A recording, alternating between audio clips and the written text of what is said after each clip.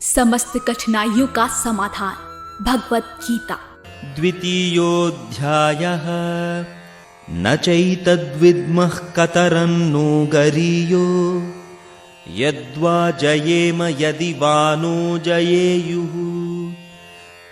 यानेव हत्वा न जिजीविषामः तेव स्थिताः प्रमुखे धार्तराष्ट्राः।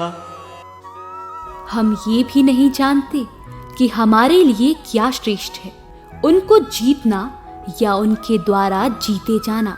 यदि हम धृतराष्ट्र के पुत्रों का वध कर देते हैं तो हमें जीवित रहने की आवश्यकता नहीं है।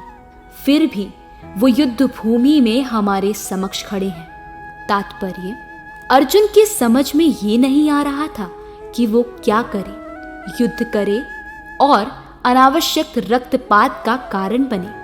यद्यपि क्षत्रिय होने के नाते युद्ध करना उसका धर्म है, या फिर वो युद्ध से विमुख होकर भीख मांगकर जीवन यापन करे। यदि वो शत्रु को जीतता नहीं तो जीविका का एकमात्र साधन भिक्षा ही रह जाता है। फिर जीत भी तो निश्चित नहीं है, क्योंकि कोई भी पक्ष विजयी हो सकता है।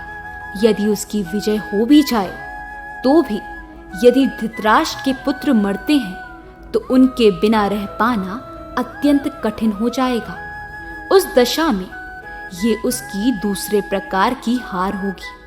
अर्जुन द्वारा व्यक्त इस प्रकार के ये विचार सिद्ध करते हैं कि वो न केवल भगवान का महान भक्त था, अपितु वो अत्यधिक प्रबुद्ध और अपने मन तथा इंद्रियों पर पूर्ण नियंत्रण रखने वाला था।